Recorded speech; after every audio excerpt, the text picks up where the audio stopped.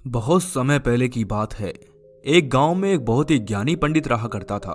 एक दिन वो अपने बचपन के मित्र से मिलने के लिए दूसरे गांव जा रहा था। उसका मित्र बचपन से ही गूंगा और एक पैर से अपाहिज था। मित्र का गांव काफी दूर था। रास्ते में और भी कहीं छोटे छोटे गांव पड़ते थे। पंडित अपने मित्र से मिलने के लिए अपनी ही धुन में चला जा रहा था कि तभी रास्ते में उसे एक और आदमी मिल गया। वो आदमी दिखने में बहुत अष्टपुष्ट था। फिर वो आदमी भी पंडित के साथ आगे चलने लगा। ये देखकर पंडित ने सोचा कि चलो अच्छा हुआ, साथ साथ चलने से सफर जल्दी कट जाएगा। चलते चलते पंडित ने उस आदमी से उसका नाम पूछा तो उस आदमी ने अपना नाम महाकाल बताया। ये सुनकर पंडित को थोड़ा सा अजीब लगा, पर पंडित ने नाम के विषय में ज्यादा कुछ पूछना उचित नहीं समझा। फिर धीरे धीरे दोनों साथ चलते रहे। तभी रास्ते में एक और गांव आया तो महाकाल ने पंडित से कहा कि मित्र, तुम आगे चलो, मुझे इस गांव में एक संदेश देना है, मैं तुमसे आगे मिलता हूँ। यह सुनकर पंडित ने कहा कि ठीक है, और पंडित आगे की ओर चल पड़ा। तभी उस गांव में खबर फैली कि एक आदमी को भैंसे ने मार दिया है। जैसे ही भैंसे ने उस आदमी को मारा, ठीक थोड़ी ही देर बाद महाकाल वापस पंडित के पास आ गया। फिर दोनों साथ साथ चलने लगे और चलते चलते दोनों एक दूसरे गांव में पहुंच जाते हैं। वहां पर एक छोटा सा मंदिर बना हुआ था और उस मंदिर में ठहरने की व्यवस्था भी अच्छी खासी थी। पंडित के मित्र का गांव अभी दूर था और रात्रि भी होने वाली थी। तो पंडित ने महाकाल से कहा कि रात्रि होने वाली है और पूरा दिन चलते चलते थकान भी होने लगी है और भूख भी लग रही है, तो हम यहीं पर भोजन करके आराम कर लेते हैं। सुबह होने पर आराम से आगे का सफर करेंगे। पंडित की बात सुनकर महाकाल ने कहा कि ठीक है, मुझे इस गांव में किसी को कुछ जरूरी सामान देना है, तो तुम खाना खा लो और आराम करो, मैं बाद में आकर खा लूंगा। इतना कहकर महाकाल वहां से चला गया। लेकिन उसके जाते ही उस गांव में धुआं ही धुआं उठता दिखाई दिया और देखते ही देखते पूरा गांव आग में जल गया। ये सब देखकर पंडित को बड़ा आश्चर्य हुआ और उसने सोचा कि जहां भी ये महाकाल जाता है वहां किसी ना किसी तरह की अनहोनी हो ही जाती है, कुछ ना कुछ तो गड़बड़ है। वो इतना सोच ही रहा था कि तभी महाकाल वापस उसके पास आ गया। लेकिन पंडित ने रात्रि में महाकाल से इस बारे में कोई भी जिक्र नहीं किया। सुबह होने पर फिर दोनों अपनी अपनी मंजिल की ओर चलने के लिए प्रस्थान कर देते हैं। कुछ ही दूर में फिर से एक गांव आया तो महाकाल ने पंडित से कहा कि आप आगे चलते जाइए, मैं कुछ देर बाद आपसे मिलता हूँ। मुझे इस गांव में कुछ जरूरी काम है, मैं काम खत्म करके आपसे आगे मिलता हूँ। यह कहकर वो आगे चला गया। लेकिन इस बार पंडित आगे नहीं बढ़े, बल्कि वहीं पर खड़े होकर महाकाल को देखते रहे कि महाकाल कहाँ जाता है और क्या करता है। तभी लोगों की आवाज सुनाई देने लगी कि किसी व्यक्ति को सांप ने काट लिया है और वो मर गया है। और फिर ठीक उसी समय महाकाल फिर से पंडित के पास आ गया। लेकिन इस बार पंडित को सहन नहीं हुआ और उसने महाकाल से पूछ ही लिया कि तुम जिस भी गांव में जाते हो वहां कोई ना कोई अनहोनी हो ही जाती है, क्या तुम मुझे बता सकते हो ऐसा क्यों होता है? पंडित की बात सुनकर महाकाल ने जवाब दिया, पंडित जी, आप तो बहुत बड़े ज्ञानी मालूम होते हैं, इसीलिए मैं आपके साथ चलने लगा था, क्योंकि ज्ञानियों का संग बहुत अच्छा होता है। परंतु आप तो अभी तक नहीं समझ पाए कि मैं कौन हूँ। महाकाल की बात सुनकर पंडित ने कहा, मैं समझ तो गया हूँ, लेकिन मुझे कुछ और शंका है। अगर आप अपना सही परिचय दे तो मुझे आसानी होगी। पंडित की बात सुनकर महाकाल ने जवाब दिया कि मैं यमदूत हूँ और यमराज की आज्ञा से उन लोगों के प्राण हरता हूँ जिनकी आयु पूर्ण हो चुकी है। पंडित को पहले से ही महाकाल पर कुछ ना कुछ शंका थी, पर महाकाल की इस बात को सुनकर पंडित घबरा गया। लेकिन फिर उसने हिम्मत करके पूछा कि अगर ऐसी बात है और तुम सचमुच ही यमदूत हो तो बताओ अगली मृत्यु किसकी होगी? पंडित की बात सुनकर यमदूत ने जवाब दिया कि अगली मृत्यु तुम्हारे मित्र की होगी जिससे तुम मिलने जा रहे हो, और उसकी मृत्यु का कारण भी तुम ही बनोगे। महाकाल के मुंह से यह जवाब सुनकर पंडित चौंक गया और सोच में पड़ गया कि यदि वास्तव में ये महाकाल यमदूत हुआ और इसकी बात सच हुई तो मैं मेरे बचपन के घनिष्ठ मित्र की मृत्यु का कारण बन जाऊंगा। इसीलिए अच्छा यही होगा कि मैं उससे मिलने ही ना जाऊं, कम से कम मैं उसकी मृत्यु का कारण तो नहीं बनूंगा।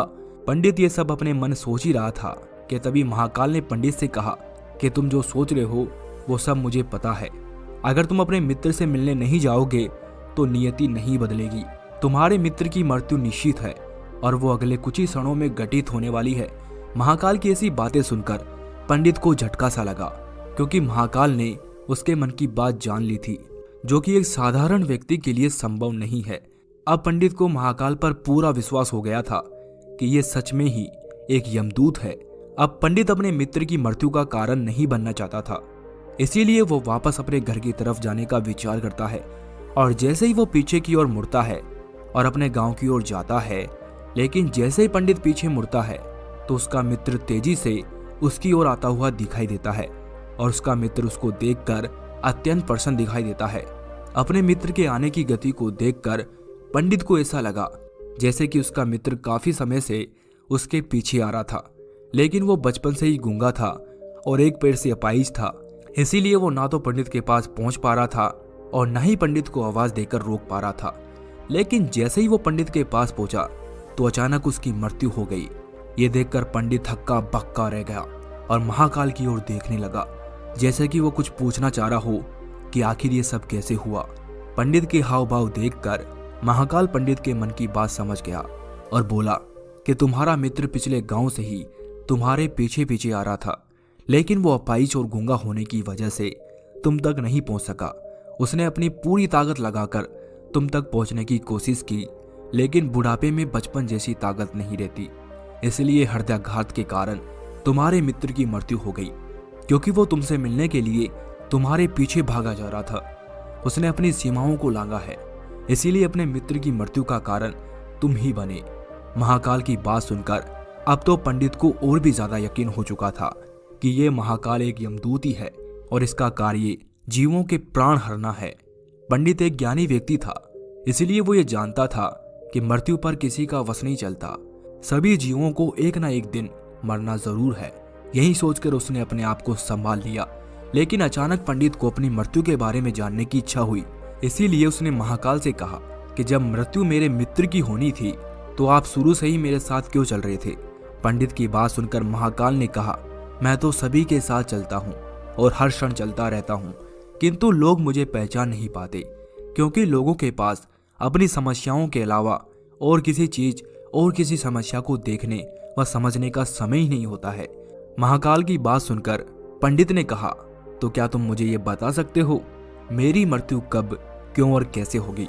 तो महाकाल ने कहा कि किसी सामान्य मनुष्य का ये जानना उचित नहीं है कि उसकी मृत्यु कब होगी, क्योंकि कोई भी जीव अपनी मृत्यु के बारे में जानकर दुखी होता है, लेकिन तुम मुझे ज्ञानी व्यक्ति प्रतीत होते हो। तुमने अपने मित्र की मृत्यु को जितनी आसानी से सहन कर लिया, उसे देखकर लगता है कि तुम अपनी मृत्यु के बारे में जानकर भी इतने ज्यादा दुखी नहीं रहोगे। इसके बाद महाकाल पंडित से कहते हैं कि सुनो, तुम्हारी मृत्यु आज से 6 महीने के बाद किसी दूसरे राज्य में फांसी लगने की वजह से होगी, और सबसे हास्य की बात तो ये होगी कि तुम खुद ही खुशी से उस फांसी को स्वीकार कर लोगे। इतना कहकर महाकाल जाने लगा, क्योंकि महाकाल के पास पंडित के साथ चलते रहने का कोई भी कारण नहीं था। फिर पंडित भी अपनी यथाशक्ति अनुसार अपने मित्र का क्रियाकर्म करके अपने घर चला गया। लेकिन कोई भी व्यक्ति कितना भी ज्ञानी क्यों ना हो, अपनी मृत्यु की बात जानकर दुखी व परेशान तो होता ही है, और मृत्यु से बचने के लिए कुछ ना कुछ उपाय अवश्य करता है। पंडित ने भी मृत्यु से बचने के लिए कुछ उपाय किया। पंडित बहुत विद्वान था, इसीलिए उसकी ख्याति उसके राज्य में फैली हुई थी और राजा भी उससे भली भांति परिचित थे। तो पंडित ने सोचा कि राजा के पास तो कहीं ज्ञानी मंत्री होते हैं, तो वो मेरी मृत्यु से संबंधित समस्या का कोई ना कोई हल तो निकाल ही लेंगे। यही सोचकर पंडित राज दरबार में पहुंच गया और राजा को सारी बात बता दी। पंडित की बात सुनने के बाद राजा शांत रहे और शाम को सभा हुई। सभा में राजा ने अपने सभी मंत्रियों को यह बात बताई और उनसे सलाह मांगी। राजा की बात सुनकर सभी मंत्रियों ने अंत में विचार विमर्श करके कहा, अगर पंडित की बात सही है तो उसकी मृत्यु भी 6 महीने के बाद ही होगी, लेकिन मृत्यु तब होगी जब वो दूसरे राज्य में जाएंगे। यदि वो दूसरे राज्य में जाए ही नहीं तो उनकी मृत्यु भी नहीं होगी। सभी मंत्रियों की सलाह राजा को भी सही लगी, तो राजा ने पंडित के रहने की व्यवस्था महल में ही करवा दी और राजा ने आदेश दिया कि पंडित से मेरी आज्ञा के बिना कोई भी नहीं मिलेगा। लेकिन पंडित कहीं भी आ जा सकता था, जिससे ये ना लगे कि वो राजा की कैद में है। लेकिन पंडित तो डर के मारे खुद ही कहीं नहीं जाता था। धीरे धीरे पंडित की मृत्यु का समय भी नजदीक आने लगा और वो दिन भी आ गया जब पंडित की मृत्यु होने वाली थी। जिस दिन पंडित की मृत्यु होने वाली थी तो वो डर के मारे जल्दी सो गया। ताकि जल्दी से वो रात बीत जाए और अगला दिन आ जाए और उसकी मृत्यु का दिन टल जाए। लेकिन पंडित को नींद में चलने की बीमारी थी और इस बीमारी के बारे में खुद पंडित को भी पता नहीं था। तो उसने इस बात का जिक्र ना तो राजा से किया और ना ही किसी वेद से किया। तो राजा को इस बीमारी के बारे में पता हो, इस बात का तो सवाल ही पैदा नहीं होता है।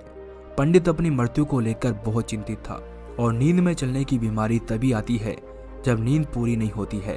तो जिस दिन पंडित की मृत्यु निश्चित थी, उसके पहले वाले रात पंडित को नींद में चलने का दौरा पड़ा और वो महल से निकलकर बाहर आ गया। पंडित राजा का खास मेहमान था, इसीलिए उसे किसी पहरेदार ने नहीं रोका और न ही किसी तरह का कोई सवाल पूछा। पंडित बाहर आकर सीधा अस्तबल में पहुंच गया। अस्तबल में पहुंचने के बाद वो सबसे तेज दौड़ने वाले घोड़े की पीठ पर सवार हो गया और कुछ ही देर में दूसरे राज्य की सीमा पर चला गया।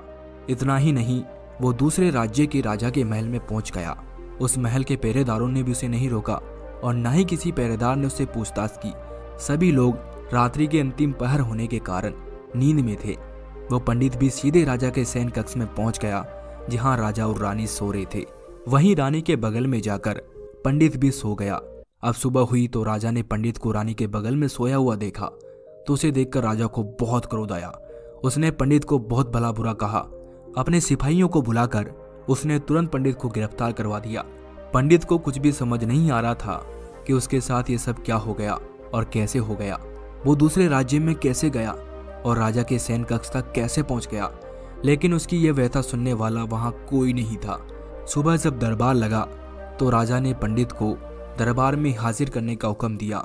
कुछ देर बाद पंडित को दरबार में लाया गया और कुछ ही देर में राजा भी दरबार में पहुंच गया। वहां आकर राजा ने जब पंडित को देखा तो देखते ही राजा को इतना क्रोध आया तो उसने सीधे ही पंडित को फांसी की सजा सुना दी। फांसी की सजा सुनते ही पंडित कांप गया।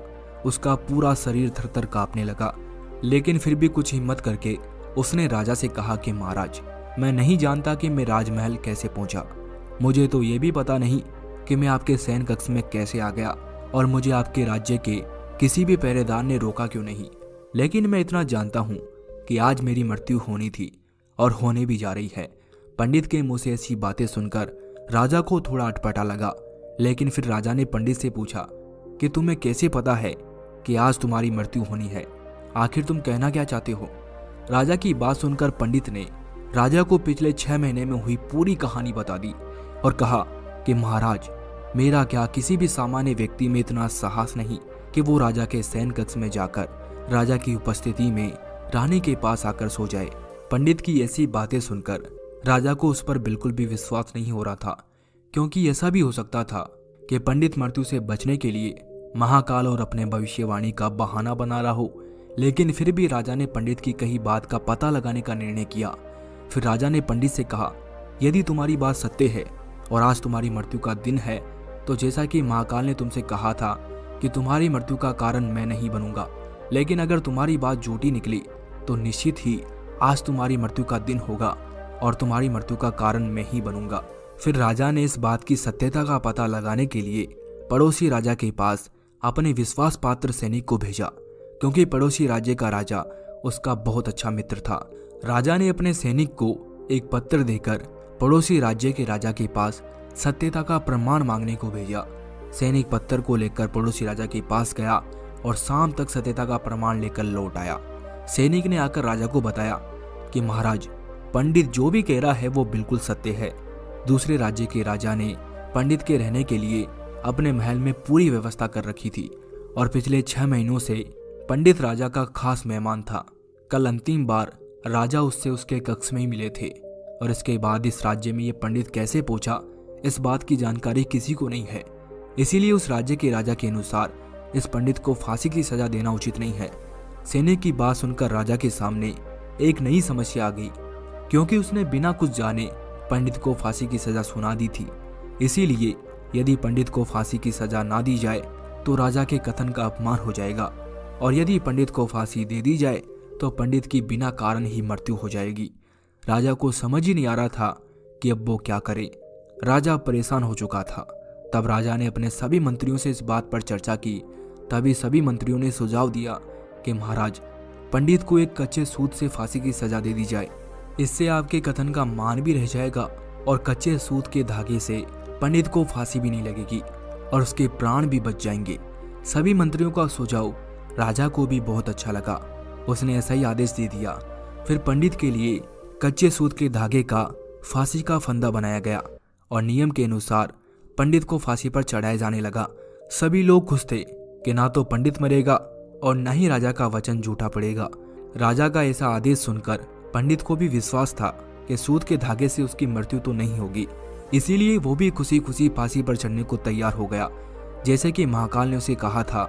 लेकिन जैसे ही पंडित को फांसी दी गई, सूत का धागा तो टूट गया, लेकिन टूटने से पहले उसने अपना काम कर दिया था।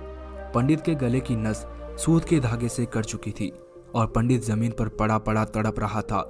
हर धड़कन के साथ उसके गले से खून की फुहार निकल रही थी और देखते ही देखते पंडित का सारा शरीर पूरी तरह शांत हो गया।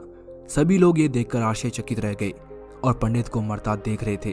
किसी को भी विश्वास नहीं हो रहा था कि इस कमजोर धागे से भी किसी की मृत्यु हो सकती है, लेकिन घटना घट चुकी थी। नियति ने अपना काम कर दिया था। राजा को भी ये देखकर बड़ा आश्चर्य हुआ कि इतने कमजोर धागे से किसी की मृत्यु कैसे हो सकती है। आखिरकार महाकाल की बात सत्य साबित हुई। राजा ने तो पंडित को बचाने का बहुत प्रयास किया, लेकिन उसकी आज मृत्यु होनी थी तो उसे राजा भी नहीं टाल पाए। दोस्तों, जो होता है वो होकर रहता है। हम चाहे जितनी भी सावधानियां बरत ले, जितने भी उपाय कर ले, लेकिन हर घटना और घटना की पूरी प्रणाली पहले से तय होती है, जिसे हम थोड़ा सा भी इधर उधर नहीं कर सकते। इसीलिए ईश्वर ने हमें भविष्य जानने की क्षमता नहीं दी, ताकि हम अपने जीवन को ज्यादा बेहतर तरीके से जी सकें। और यही बात उस पंडित पर लागू होती है। यदि पंडित ने महाकाल से अपनी मृत्यु के बारे में ना पूछा होता तो 6 महीने वो राजा के पास रहकर एक कैदी जैसी जिंदगी नहीं जीता, और 6 महीने तक वो यूं डर डर के नहीं जीता, बल्कि वो अपने जीवन के 6 महीनों को बहुत ही अच्छी तरीके से जीता। इसीलिए जो भी होता है वो भगवान की इच्छा से ही होता है।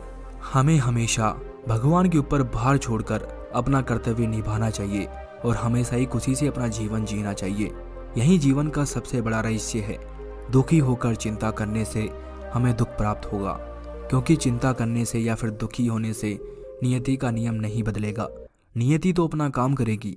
इसीलिए आप भी अपना कर्म करें और हर पल का सुखपूर्वक आनंद लीजिए। इस संसार में जो भी होना होता है वो पहले से तय रहता है।